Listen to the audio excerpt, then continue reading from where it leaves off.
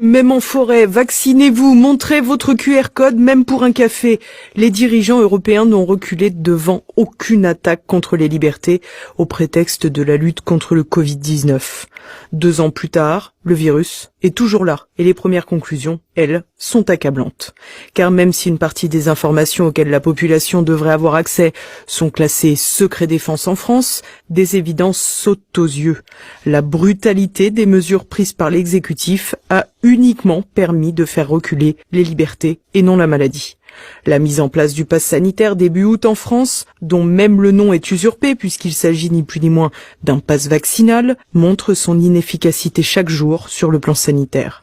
D'abord, il ne garantit en aucun cas le fait que son détenteur ne soit pas contaminé et la fin de la gratuité des tests de dépistage a montré que le gouvernement voulait davantage vacciner la population qu'enrayer les contaminations. Autre effet négatif, les personnes vaccinées possédant un pass sanitaire pensent trop facilement, à tort, ne plus être susceptibles de contracter le virus.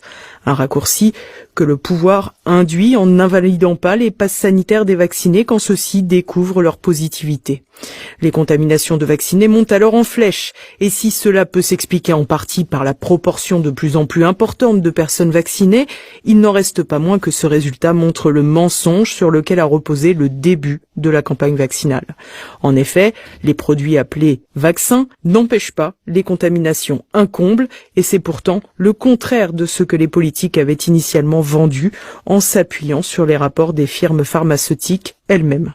Si certains continuent de soutenir que la transmission est réduite par la piqûre, il est désormais acquis que les malades du Covid-19, vaccinés ou non, ont une charge virale équivalente.